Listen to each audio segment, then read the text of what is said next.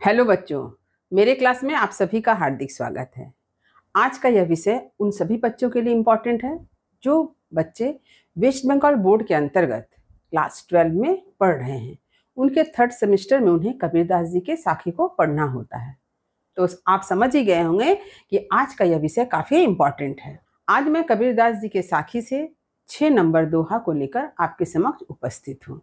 तो आज इस दोहे को समझाने से पहले मैं आप लोगों को यह बता देना चाहती हूँ कि कबीरदास जी के दोहे से संबंधित बहुत सा वीडियो आपको मेरे चैनल पर मिल जाएगा और उन सभी वीडियो का लिंक डिस्क्रिप्शन बॉक्स में दे दिया गया है। तो जिन बच्चों ने अभी तक उस वीडियो को नहीं देखा है वे डिस्क्रिप्शन बॉक्स में जाके लिंक को क्लिक करके पूरे वीडियो को देख सकते हैं। तो चलिए आरंभ करती हूँ।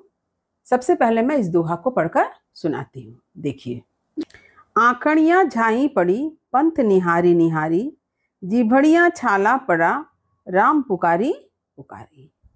अब चलिए कठिन शब्द के अर्थ को देख लेते हैं।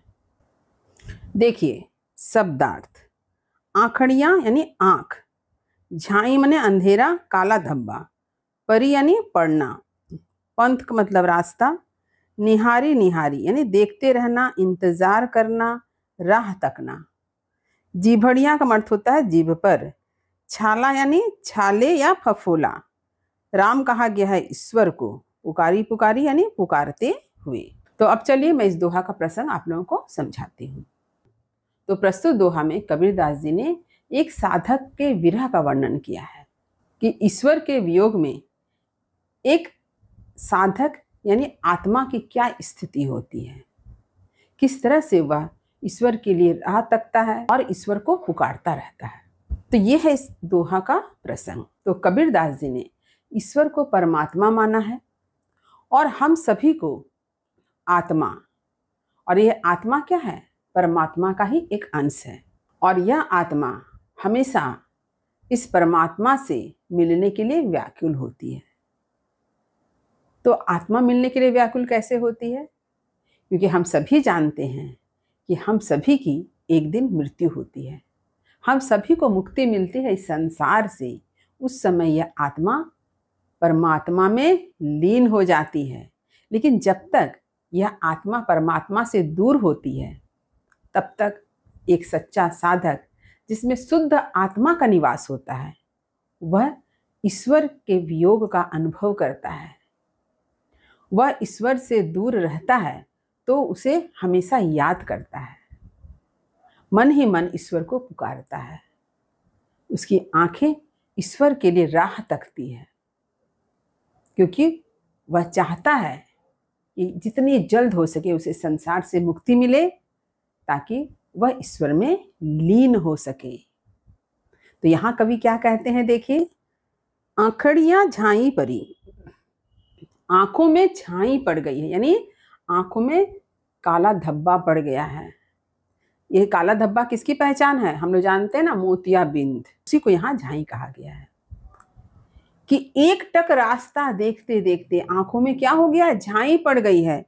पंथ निहारी निहारी, रास्ता को निहारते निहारते, इंतजार करते करते, राह तकते तकते साधक की आंखों में झाई पड़ गई है। तो साधक जो एक टक रास्ता देख रहा है उसकी आंखों में झाई पड़ गई यानी काले धब्बे आ गए हैं।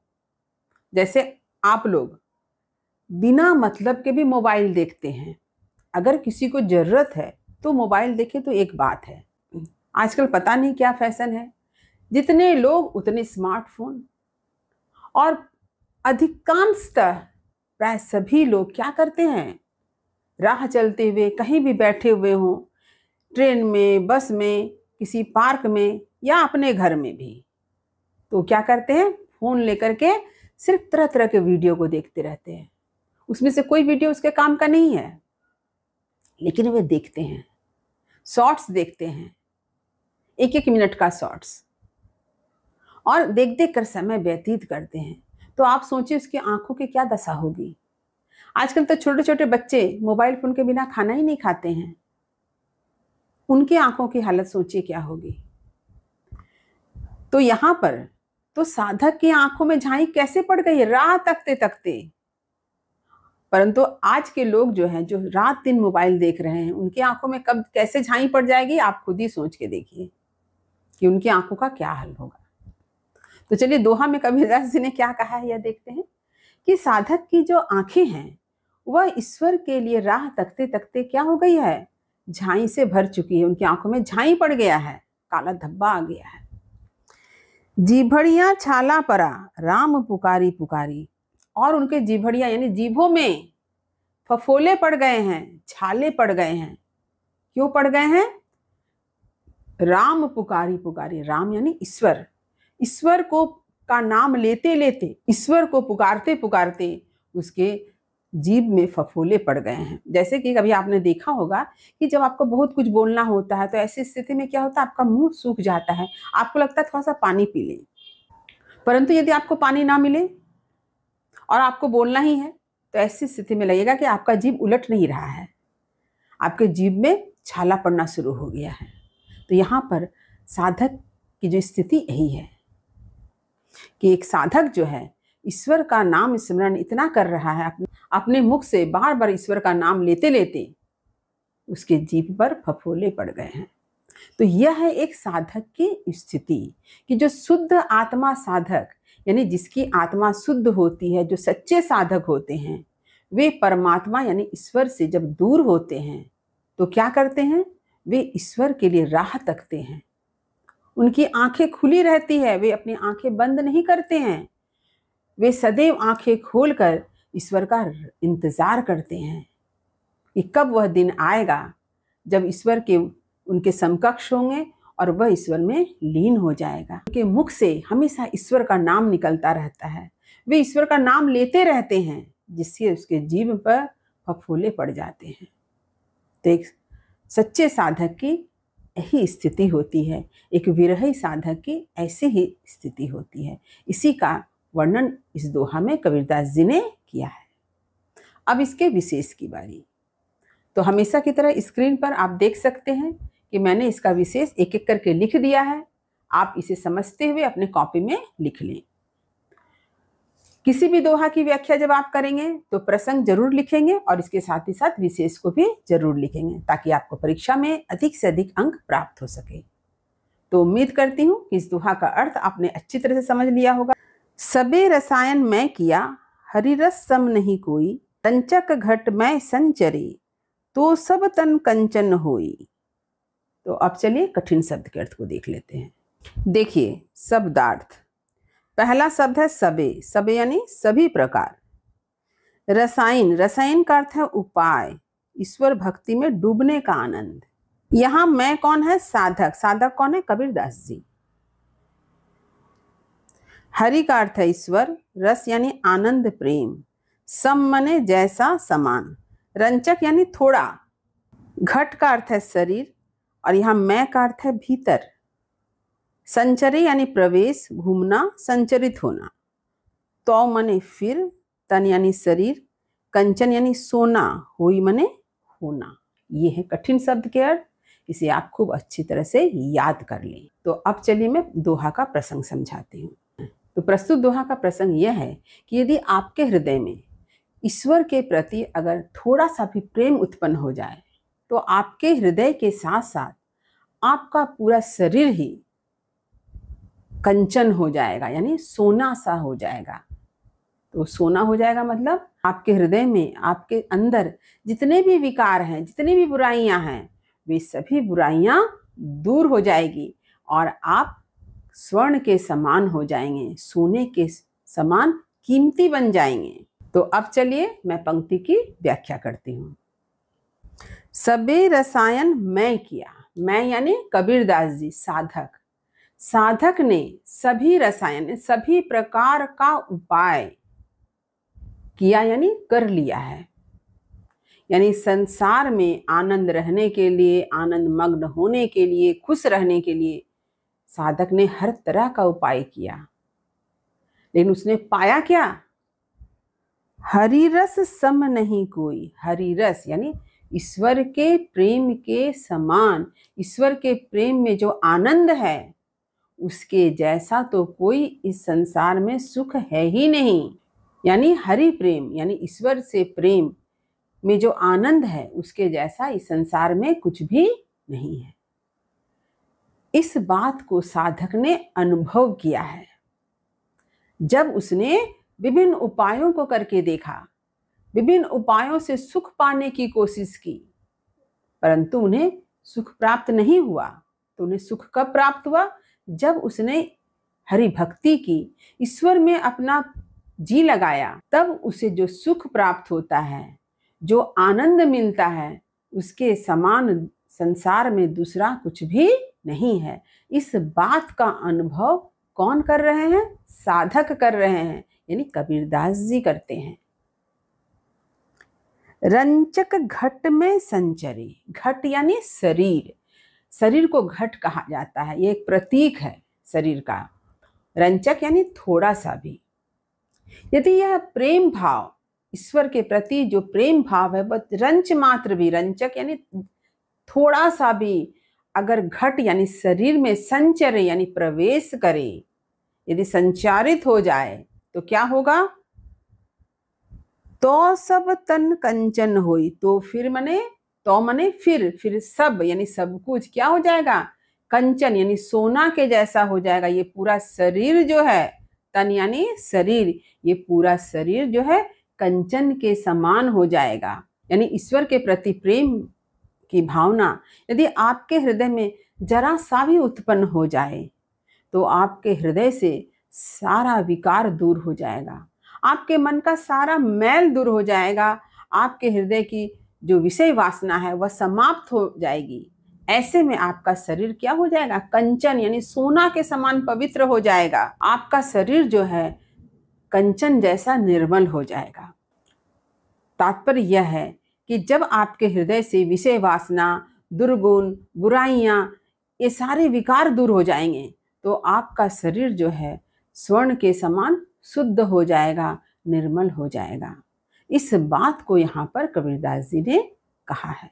यदि आपके हृदय में रंच मात्र भी ईश्वर के प्रति प्रेम भाव जन्म लेता है तो आपका पूरा शरीर, आपका पूरा जीवन सफल हो जाता है। इसी सत्य को कबीरदास जी ने इस रूप में कहा है। उन्होंने बहुत सारे उपाय किए, संसार में सुख प्राप्त करने के बहुत सारे उपाय किए, ढेरों उपाय किए, परंतु उन्हें सुख की प्राप्ति नहीं हुई, आनंद की प्राप्ति नहीं हुई, क्योंकि उन्होंने जाना कि ईश्वर के प्रेम में जो आनंद है उसके जैसा आनंद किसी अन्य वस्तु में नहीं है। इसी सत्य को कबीरदास जी ने इस दोहा में प्रस्तुत किया है।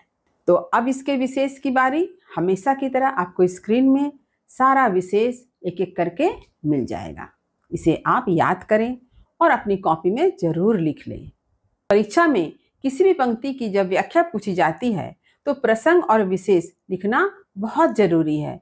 यदि आप प्रसंग और विशेष के साथ किसी पंक्ति की व्याख्या करेंगे तो आपको परीक्षा में अधिक से अधिक अंक की प्राप्ति होगी। तू करता तू भया, मुझ में रही न हूँ, वारी तेरे नाव परी, जित देखो तित तू। ये कबीरदास जी के जो साखी पाठ है उसमें से आपका 8 नंबर दोहा है। तो अब देखिए शब्दार्थ।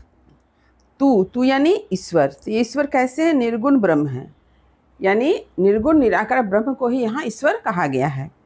तू कर्ता का अर्थ हो गया क्या? ईश्वर का नाम लेते हुए। तू भया यानी ईश्वर में लीन होना। तो यहाँ पर जो तू का अर्थ है वह है ईश्वर। तो जब तू करता यानी ईश्वर का नाम लेते हुए, और तू भया का मतलब हो गया ईश्वर में लीन हो जाना।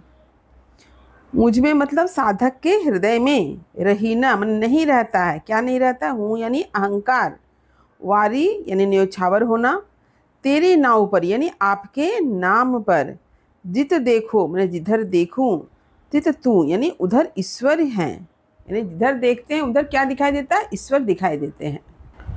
तो अब चलिए मैं इसका प्रसंग समझाती हूँ।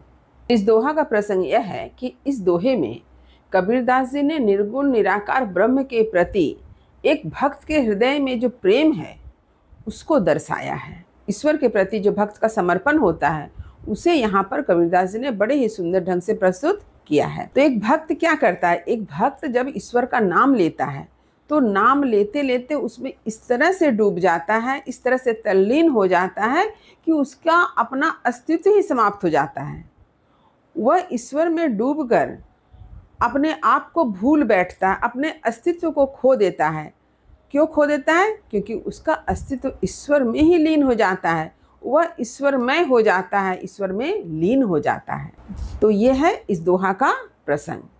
अब मैं पंक्ति की व्याख्या करती हूँ। देखिए, तू करता तू भया। तो एक साधक यानी जीवात्मा क्या करती है? रात दिन ईश्वर का नाम लेती है। तू करता यानी ईश्वर का नाम लेते लेते तू भया यानी ईश्वर में ही लीन हो जाता है, ईश्वरमय हो जाता है। और यह कब संभव होता है? जब एक सच्चा भक्त हो, उसके मन में ईश्वर के प्रति सच्चा प्रेम हो, तभी यह संभव होता है। यदि उसके हृदय में अहंकार हो तो यह संभव नहीं होगा। कबीरदास जी ने क्या कहा है? जब मैं था तब हरि नहीं, अब हरि है मैं नाही। तो यहाँ मैं का अर्थ क्या है? मैं का अर्थ है अहंकार। जब मनुष्य के हृदय से, जब साधक के हृदय से अहंकार का विनाश होता है, तभी ईश्वर का निवास उसके हृदय में होता है। यानी ईश्वर को प्राप्त करने के लिए अहंकार का परित्याग अत्यंत आवश्यक है, अहंकार का विनाश अत्यंत जरूरी है। तो एक सच्चा भक्त जब ईश्वर का नाम स्मरण करता है, ईश्वर का नाम लेते लेते ईश्वर में जब तल्लीन हो जाता है, डूब जाता है, तो ऐसे स्थिति में वह ईश्वरमय हो जाता है, ईश्वर के गुणों को अपना लेता है। और क्या कहते हैं कबीरदास जी? मुझ में रही ना हूँ का अर्थ है अहंकार। ऐसे स्थिति में उनके अंदर अहंकार रहता ही नहीं है, अहंकार समाप्त हो जाता है। जब जीवात्मा, जब साधक ईश्वर से सच्चा प्रेम करता है, तो उस स्थिति में उसके हृदय से अहंकार की भावना समाप्त हो जाती है। वारी तेरे नाव परी, वारी तेरी यानी न्योछावर होना।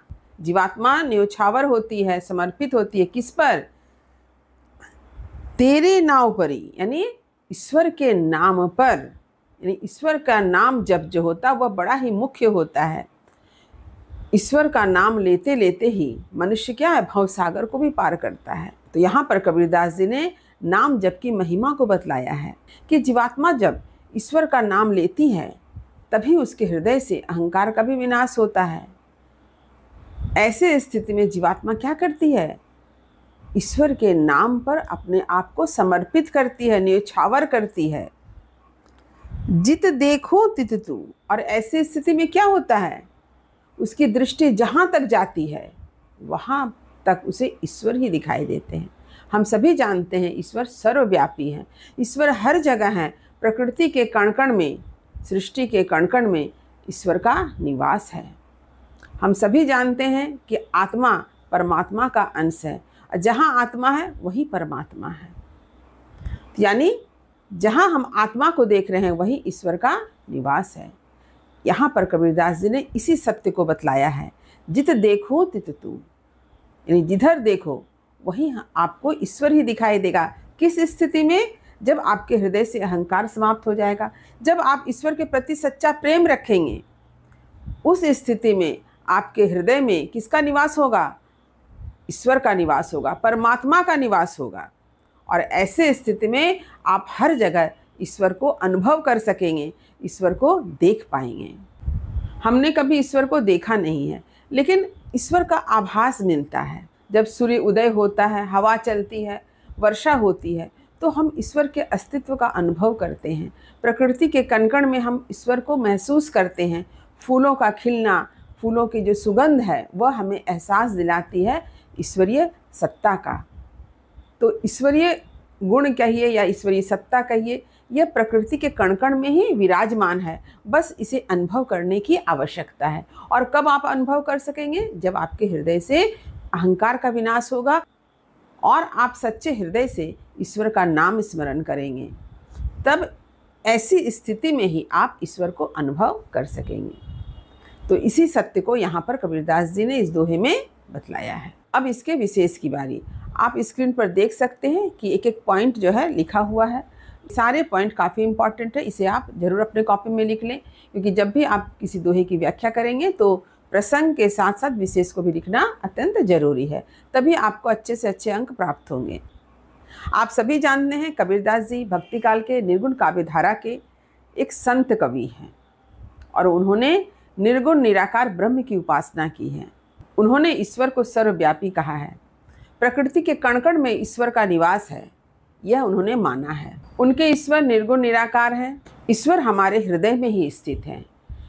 हमें उन्हें कहीं अन्यत्र ढूंढना नहीं चाहिए। मंदिर मस्जिद में जाकर ईश्वर को ढूंढने से अच्छा है कि आप अपने हृदय में ईश्वर को ढूंढें। इसी सत्य को कबीरदास जी ने इस दोहे में अभिव्यक्त किया है। तो चलिए आरंभ करती हूँ। मन मथुरा दिल द्वारिका, काया काशी जानी, 10वां द्वारा देहुरा, तामे ज्योति पिछानी। अब चलिए शब्दार्थ देख लेते हैं। देखिए, दिल यानी हृदय, काया यानी शरीर, 10वां द्वार यानी 10वां दरवाजा, देहुरा कहा गया है मंदिर को, तामे मने जिसमें, ज्योति यानी प्रकाश, अब पिछानी का अर्थ होता है प्रकाशित होना। तो ये है कठिन शब्द के अर्थ। अब चलिए मैं इस दोहे का प्रसंग समझाती हूँ, फिर पंक्ति की व्याख्या करूंगी।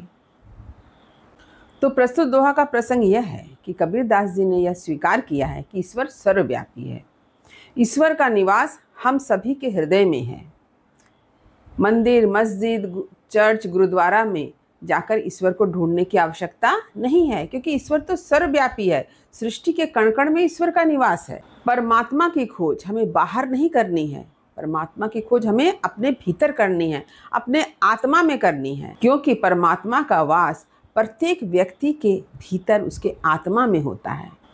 तो यह है इस दोहा का प्रसंग। अब चलिए पंक्ति की व्याख्या करती हूँ। देखिए, मन मथुरा दिल द्वारिका, काया काशी जानी। कबीरदास जी ने कहा है कि हम सब मनुष्य का मन किसके समान है? मथुरा के समान है। मथुरा जहाँ श्री कृष्ण भगवान का जन्म हुआ था, इसलिए वह अत्यंत पवित्र नगरी है।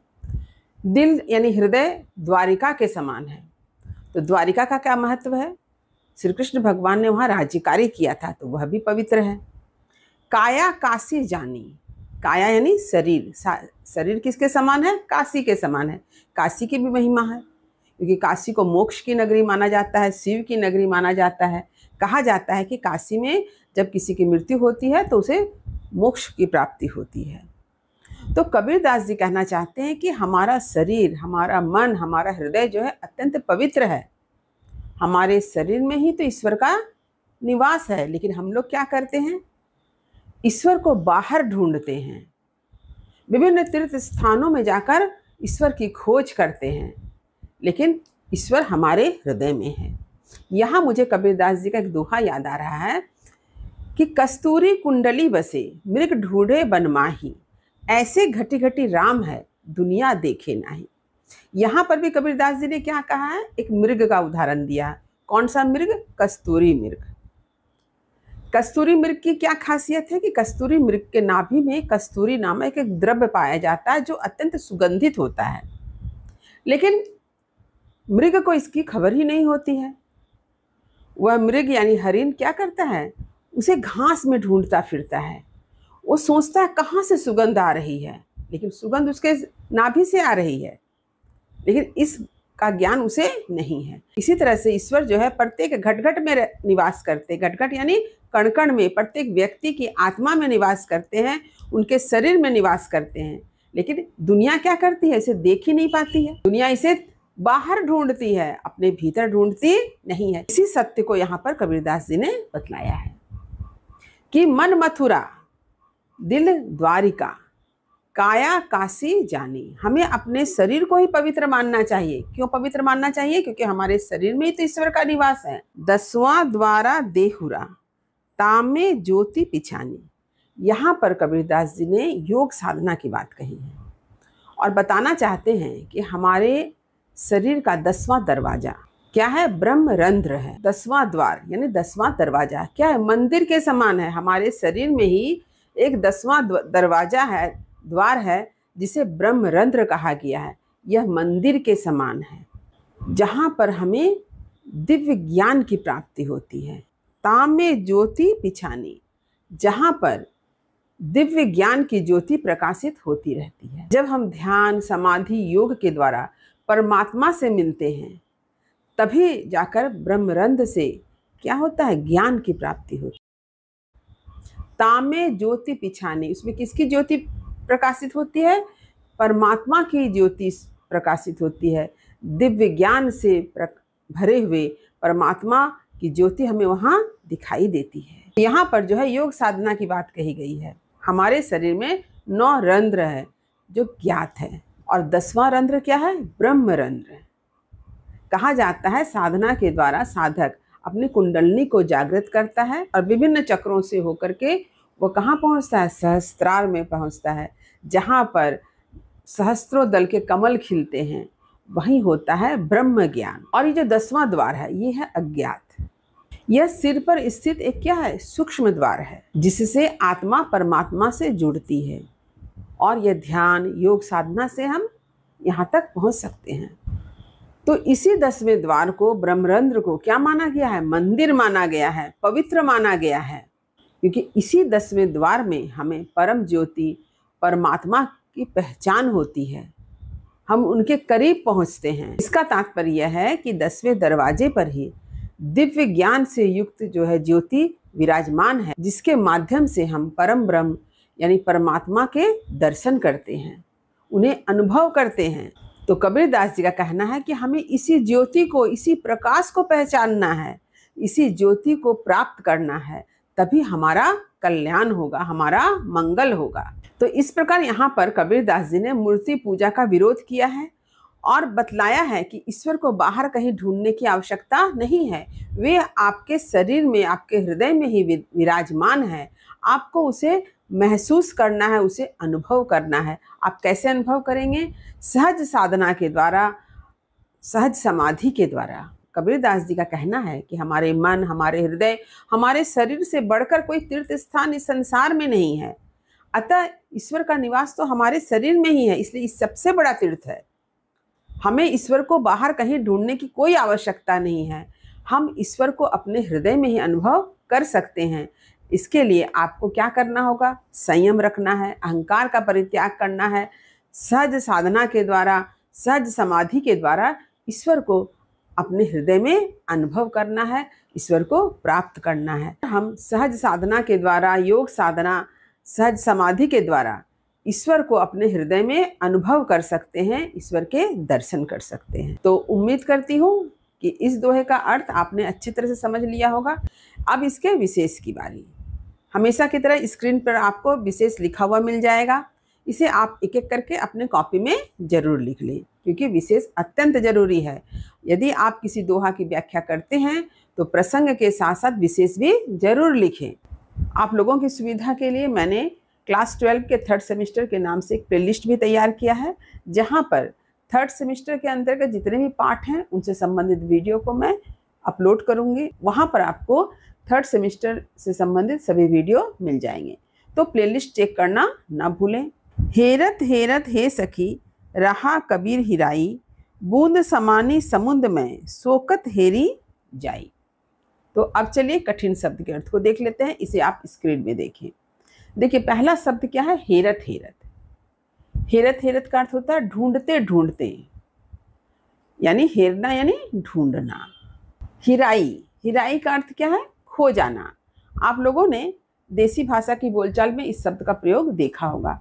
हम लोग अपने घर में भी कहते हैं यह सामान हिरा गया। यह इसके बाद है बूंद। बूंद यानी जैसे जल की एक बूंद होती है, लेकिन यहाँ पर बूंद का विशेष अर्थ है, यह आत्मा का प्रतीक है। समानी, समानी यानी समा जाना, मिल जाना। इसके बाद है समुद्र। समुद्र यानी समुद्र, यहाँ पर समुद्र जो है परमात्मा का प्रतीक है। सोकत, सोकत का अर्थ है उसे कैसे। हेरी मतलब ढूंढने, जाई मतलब जाना। तो ये हैं कुछ कठिन शब्द के अर्थ, जिसके अर्थ को जान लेना अत्यंत आवश्यक है, क्योंकि अर्थ को समझे बिना आप पंक्ति का अर्थ भी नहीं समझ पाएंगे। तो चलिए अब इसका मैं प्रसंग समझाती हूँ। तो इस दोहा का प्रसंग यह है कि जीवात्मा परमात्मा का ही अंश है। जैसे कि कबीरदास जी का एक दोहा है ना, जिसकी व्याख्या मैंने पहले प्रस्तुत की है, 8 नंबर दोहा। तू तू करता तू भया, मुझ में रही न हूँ, वारी तेरे नाव परी, जित देखूं तित तू। इस दोहे का अर्थ जो है ठीक इसी तरह से है। यहाँ पर भी ईश्वर और परमात्मा में कोई भेद नहीं रहता है। किस स्थिति में? जब आत्मा परमात्मा की भक्ति में डूब जाती है। जब आत्मा परमात्मा में लीन हो जाती है तब आत्मा और परमात्मा का भेद समाप्त हो जाता है। उस समय मनुष्य के भीतर और बाहर हर जगह क्या दिखाई देता है? ईश्वर दिखाई देता है। ठीक यही स्थिति यहाँ पर भी है, यही बात यहाँ पर भी है कि जीवात्मा जब परमात्मा की भक्ति करती है, उसमें लीन हो जाती है, तो ऐसे स्थिति में जीवात्मा और परमात्मा का भेद समाप्त हो जाता है और अद्वैत की स्थापना होती है। तो ये है इस दोहा का प्रसंग। अब देखिए, मैं पंक्ति की व्याख्या करती हूँ। हेरत हेरत हे सखी। ये सखी कौन है? जीवात्मा। जैसे आप संसार में रहते तो आपके मित्र कौन है? ठीक आपके समान ही एक व्यक्ति, तो हम सभी जीवात्मा हैं। तो यहाँ कबीरदास जी जीवात्मा रूपी सखी को संबोधित करते हैं। क्या संबोधित करके कहते हैं? देखिए, हेरत हेरत हे सखी रहा कबीर हिराई। ईश्वर की खोज करते हुए, ईश्वर को ढूंढते हुए कबीरदास जी की स्थिति क्या हुई है? कबीरदास जी स्वयं खो गए हैं। तो कबीरदास जी स्वयं कहाँ खो गए हैं? ईश्वर में खो गए हैं, ईश्वर में तल्लीन हो गए हैं, उसमें डूब गए हैं। जब मनुष्य आरंभिक अवस्था में ईश्वर को ढूंढने की कोशिश करता है तो क्या होता है? ईश्वर की समझ उसे नहीं आती है, क्योंकि उसके मन में अहंकार का निवास होता है। लेकिन जैसे ही मनुष्य के मन से अहंकार समाप्त होता जाता है, मनुष्य ईश्वर के करीब पहुंचता है। और ऐसे स्थिति में जब उसके हृदय से संपूर्ण रूप से अहंकार का विनाश हो जाता है, मन से बुरे भाव निकल जाते हैं, तो वह मनुष्य ईश्वर में तल्लीन हो जाता है, डूब जाता है। जैसा कि कबीरदास जी का एक दोहा है, जब मैं था तब हरि नहीं, अब हरि है मैं नाही। मैं मतलब अहंकार। जब तक मनुष्य के हृदय में अहंकार का भाव होता है तब तक ईश्वर की प्राप्ति नहीं होती है। लेकिन जब मनुष्य के हृदय से अहंकार समाप्त हो जाता है तब ईश्वर की प्राप्ति होती है, तब स्वयं ईश्वर हृदय में निवास करते हैं। यहाँ पर भी यही बात है कि कबीरदास जी एक जीवात्मा है जो बुरे कर्मों में बुरे भाव को लिए हुए हैं, और उस स्थिति से वे ईश्वर की खोज करना आरंभ करते हैं। तो एक ऐसे स्थिति में पहुंच जाते हैं जब उनके हृदय से अहंकार बुरे भाव समाप्त हो जाते हैं, और उस स्थिति में क्या होता है कि ईश्वर को ढूंढते ढूंढते वे ईश्वर को प्राप्त कर लेते हैं, तभी तो ईश्वर में डूब जाते हैं। और इस स्थिति में कबीरदास जी स्वयं को ही नहीं ढूंढ पाते हैं। उनका अस्तित्व तो ईश्वर में विलीन हो गया, उनका अस्तित्व ईश्वर के साथ एकाकार हो गया, तो वे अपने अस्तित्व को कैसे ढूंढ पाएंगे? इसलिए कबीरदास जी कहते हैं रहा कबीर हिराई। कबीरदास जी का अस्तित्व क्या हुआ? हिरा गया, यानी समाप्त हो गया, खो गया। कहाँ खो गया? ईश्वर के अस्तित्व में, ईश्वर की सत्ता में विलीन हो गया। इसके बाद देखिए, बूंद समानी समुद्र में सोकत हेरी जाई। यहाँ पर कबीरदास जी बताना चाहते हैं कि कबीरदास जी या कोई भक्त जिसके हृदय से अहंकार समाप्त हो गया हो और उसका अस्तित्व जो है ईश्वर में विलीन हो गया हो, ऐसे में इसकी तुलना वे किससे करते हैं? बूंद और समुद्र से। जैसे आप लोगों ने देखा होगा समुद्र कितना विशाल होता है। उस विशाल समुद्र में अगर जल की एक बूंद समुद्र में जाकर मिल जाए तो आप क्या पुनः उस बूंद को ढूंढ पाएंगे? नहीं ढूंढ पाएंगे ना, क्योंकि उस बूंद का अस्तित्व समुद्र में इस तरह से विलीन हो जाएगा कि आप उसके अस्तित्व को चाहकर भी उससे अलग नहीं कर सकते हैं। ठीक यहाँ पर भी यही स्थिति है। जीवात्मा बूंद है और समुद्र कौन है? परमात्मा। तो परमात्मा के अस्तित्व में जीवात्मा का अस्तित्व विलीन हो गया। इसी तरह से जब किसी भक्त के हृदय से अहंकार समाप्त हो जाता है, उसकी सत्ता और उसका अस्तित्व ईश्वर में विलीन हो जाता है। ऐसे में भक्त के अस्तित्व को ढूंढ पाना बड़ा मुश्किल है। इसलिए कहा है बूंद समाने समुद्र में सोकत हेरी जाए। उसे कैसे ढूंढा जाए? आप उसे ढूंढ नहीं सकते हैं। समुद्र में अगर जल की एक बूंद मिल जाए तो उस जल को ढूंढना बड़ा असंभव कार्य है। ठीक उसी तरह से जब जीवात्मा परमात्मा में लीन हो जाती है तो फिर जीवात्मा के अस्तित्व को ढूंढना बड़ा ही कठिन कार्य है, असंभव कार्य है। इसलिए कबीरदास जी कहते हैं सोकत हेरी जाए, उसे कैसे ढूंढा जाए, ये ढूंढना बड़ा दुष्कर है, बड़ा कठिन कार्य है, असंभव कार्य है। यहाँ पर कबीरदास जी ने बतलाया है कि जैसे कि समुद्र अत्यंत विशाल है, ठीक उसी तरह से परमात्मा भी सर्वव्यापी है। परमात्मा का वास हर जगह है, प्रकृति के कण कण में ईश्वर का वास है और इसे हमें समझने की आवश्यकता है। लेकिन जब तक हम अज्ञानता से घिरे होते हैं, जब तक हम माया मोह के अंधकार में फंसे होते हैं, जब तक हमारे हृदय में अहंकार जैसी बुरी भावनाएं होती है, तब तक हम ईश्वर को समझ नहीं पाते हैं, उनके अस्तित्व को पहचान नहीं पाते हैं, ईश्वर के अस्तित्व में खुद को समाहित नहीं कर पाते हैं। लेकिन ईश्वर को ढूंढने की प्रक्रिया में जब हमारे हृदय से, हमारे मन मस्तिष्क से अज्ञानता का पर्दा समाप्त होता है, माया मोह का अंधकार समाप्त होता है और अहंकार जैसी बुरी भावनाएं समाप्त होती है, तो जीवात्मा का अस्तित्व जाके परमात्मा में लीन हो जाता है। और ऐसी स्थिति में आत्मा को परमात्मा से अलग करना संभव नहीं है। इसी सत्य को, इसी तथ्य को कबीरदास जी ने इस दोहा में प्रस्तुत किया है। कबीरदास जी का अद्वैतवाद से संबंधित एक और दोहा है, जिससे संबंधित वीडियो आपको मेरे चैनल पर मिल जाएगा, इसे आप जरूर देखें। वह दोहा है, जल में कुंभ, कुंभ में जल है, भीतर बाहर पानी, फूटा कुंभ जल जल ही समाना, यह तथ्य कहियो ज्ञानी। आप इस उदाहरण से भी इस बात को समझ सकते हैं कि अद्वैत दर्शन क्या है। देखिए, जैसे एक मिट्टी का घड़ा है, अब मिट्टी के घड़ा में आपने पानी भर दिया और उस घड़ा को जाके किसी तालाब, किसी नदी जहाँ पर जल है, वहाँ आप उसे डुबा दीजिए। तो आरंभ में क्या होगा, घड़ा के अंदर पानी दिखेगा और घड़ा के बाहर दिखेगा। उन दोनों के बीच एक मिट्टी की दीवार है जो घड़ा है। ये दीवार या मिट्टी का घड़ा क्या है, यही तो हमारा शरीर है, जिसमें अज्ञानता है, माया मोह है और अहंकार है। लेकिन यदि आप उस घड़ा को तोड़ दीजिए तो क्या होगा, अंदर, घड़े के अंदर का जल जो है वह बाहर के जल से मिल जाएगा। ठीक इसी तरह से हमारे शरीर में जो बुरी भावनाएं हैं, इनको अगर आप समाप्त कर देते हैं तो हमारे शरीर में स्थित आत्मा किसमें विलीन हो जाएगी, परमात्मा में।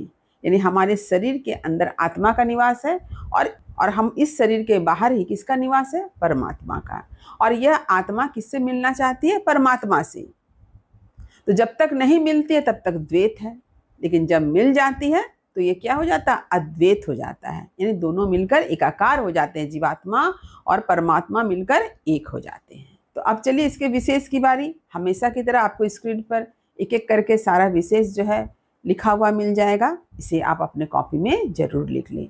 मैं हमेशा आप लोगों को कहती हूँ कि विशेष आप लोगों को याद कर लेना चाहिए, क्योंकि किसी भी पंक्ति की व्याख्या करने के बाद विशेष लिखना अत्यंत आवश्यक होता है। तो इसे आप जरूर लिखें।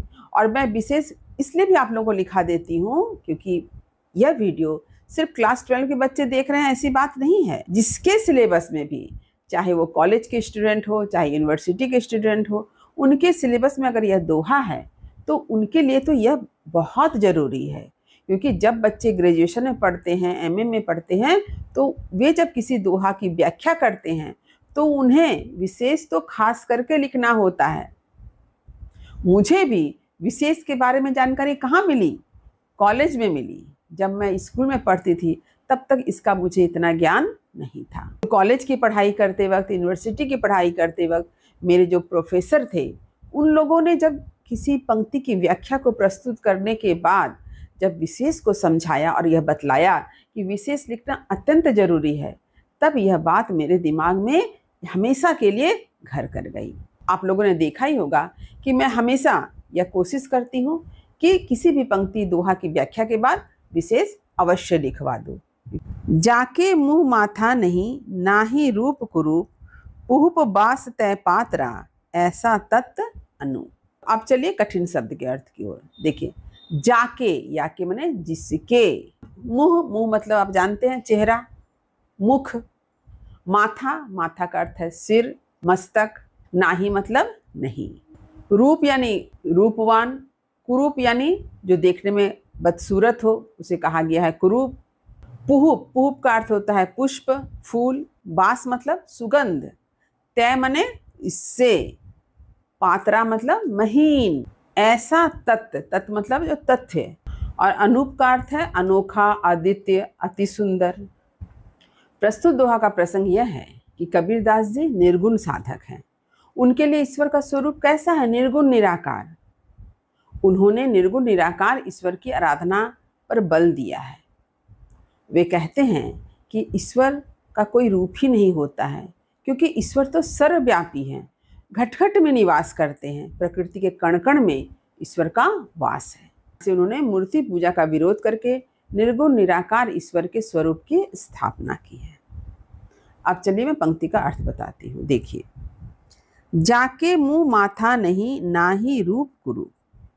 कबीरदास जी ने ईश्वर के स्वरूप के बारे में क्या बताया है? जाके मुंह माथा नहीं। ईश्वर कैसे हैं देखने में? ईश्वर निर्गुण हैं, निराकार हैं। उनका मुख नहीं है, उनका सिर नहीं है। ना ही रूप कुरूप, ना ही वे बहुत रूपवान है, ना ही वे कुरूप है, यानी बदसूरत है। यानी ईश्वर का कोई आकार ही नहीं है। अगर आकार होता तो उसको हम रूपवान या कुरूप ऐसा कुछ कह सकते थे, उसके आँख नाक के बारे में बता सकते थे, लेकिन ऐसा कुछ भी नहीं है। ईश्वर का स्वरूप कैसा है? निर्गुण है, निराकार है। ईश्वर अनादि, अनंत, अखंड, ये है ईश्वर का रूप। तो ऐसे ईश्वर जो निर्गुण निराकार हैं, उनका न सिर है, न चेहरा है, न रूप है, ना ही वे कुरूप हैं। तो उन्होंने ईश्वर के स्वरूप को समझाने के लिए एक उदाहरण हम सबके समक्ष प्रस्तुत किया है। क्या है उदाहरण? देखिए, पुहुप बासते पात्रा। पुहुप, पुहुप का अर्थ मैंने क्या बताया आपको? फूल। बास मतलब सुगंध। तय मने से। पात्रा यानी महीन, यानी ईश्वर का अस्तित्व, यानी ईश्वर कैसे हैं?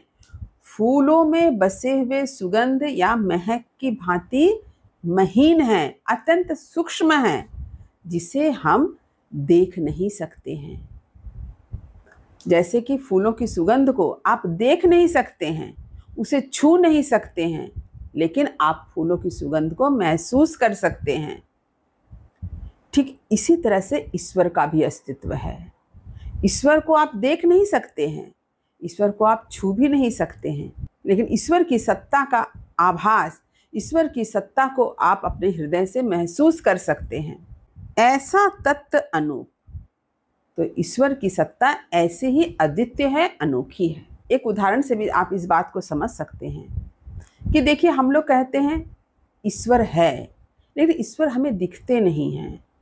जैसे अभी मैंने आप लोगों को बताया कि फूल में सुगंध है, उसे आप अनुभव कर सकते हैं, उसे आप महसूस कर सकते हैं, लेकिन उसे देख नहीं सकते हैं, उसे छू नहीं सकते हैं। ठीक इसी तरह से ईश्वर की सत्ता भी ऐसे ही है। जैसे कि आप कहीं किसी रास्ते से जा रहे हैं, आपको अपने गंतव्य तक पहुंचना है, अचानक आप सुनते हैं कहीं कोई स्ट्राइक के कारण, कहीं कोई दंगा के कारण, कहीं कोई लड़ाई झगड़ा के कारण, या अन्य किसी कारण से आज बस गाड़ी बंद है, परंतु आपको अपने गंतव्य तक पहुंचना है। आप कैसे पहुंचेंगे? आप परेशान हो जाते हैं, करें तो क्या करें? ऐसे समय में आप क्या करते हैं? ईश्वर को याद करते हैं। और ऐसा होता भी है कि ईश्वर को याद करते हुए आपके समक्ष कोई एक ऐसा इंसान पहुंच ही जाता है जो आपकी सहायता करता है उस गंतव्य तक पहुंचाने के लिए। हो सकता है वो बाइक में हो, वो आपको बाइक से ले जाएगा। हो सकता है अचानक से कोई टोटो वाला आ गया, जो उस दिन अपने टोटो को नहीं चलाना चाह रहा था, वह आपकी समस्या को देख करके वह तैयार हो जाता है कि वह आपको गंतव्य तक पहुंचा दे। और इस तरह से आप गंतव्य तक पहुंच जाते हैं। फिर आप क्या महसूस करते हैं? कि भगवान उस व्यक्ति के भीतर है और वह उस व्यक्ति के रूप में आपके सामने सहायता करने के लिए आया। तो यही है ईश्वर का अस्तित्व, और इसी तरह से हम ईश्वर को महसूस करते हैं। आपके सामने वाला व्यक्ति इंसान है, मनुष्य है, लेकिन उसने जो आपके लिए किया, उससे आपको यह महसूस होता है कि ईश्वर के रूप में उसने आपकी सहायता की। तो इस तरह से ईश्वर का स्वरूप कैसा है? अद्वितीय है, अनोखा है, अनूप है। तो इस तरह से ईश्वर जो है कण कण में व्याप्त है, सर्वव्यापी हैं। हमें सिर्फ महसूस करने की आवश्यकता है। यदि आप महसूस कर सकेंगे तो आप देखेंगे कि आपके हृदय में ही ईश्वर है। इसलिए कबीरदास जी ने क्या कहा है कि ईश्वर सर्वव्यापी है। प्रकृति के कण कण में ईश्वर का वास है, घट घट में ईश्वर का वास है। सिर्फ इसे महसूस करने की आवश्यकता है। जब आप सच्ची श्रद्धा भक्ति के साथ ईश्वर की आराधना करेंगे, ईश्वर की भक्ति करेंगे, ईश्वर को याद करेंगे, तो आप देखेंगे कि आप ईश्वर को भी अनुभव कर पाएंगे, उसे महसूस कर पाएंगे, जैसे कि फूल में व्याप्त सुगंध को आप महसूस करते हैं। इसी सत्य को कबीरदास जी ने इस दोहा में प्रस्तुत किया है। अब इसके विशेष की बारी। हमेशा की तरह आप स्क्रीन पर देखें, यहाँ पर आपको एक एक करके सारा विशेष जो है पॉइंट वाइज लिखा हुआ मिल जाएगा। इसे आप अपनी कॉपी में लिखें, उसे समझें और याद कर लें। क्योंकि हमेशा की तरह मैं यही कहना चाहूँगी कि जब आप किसी पंक्ति की व्याख्या करते हैं तो विशेष लिखना अत्यंत अनिवार्य है। यदि आप विशेष लिखेंगे तो आपको अधिक से अधिक अंक पाने से कोई रोक नहीं सकता है। तो उम्मीद है मेरी बातें आपको समझ में आ गई होगी और इस दोहे का अर्थ भी आपने समझ लिया होगा। तो वीडियो को लाइक करें और सभी पढ़ने वाले विद्यार्थियों में इसे शेयर करना ना भूलें। और जो बच्चे मेरे चैनल पर नए हैं वे चैनल को सब्सक्राइब जरूर कर लें, ताकि हर नई वीडियो का नोटिफिकेशन आपको समय समय पर मिल सके। तब तक पढ़ते रहिए, जीवन में आगे बढ़ते रहिए। मेरी शुभकामनाएं आप सभी बच्चों के साथ है। धन्यवाद।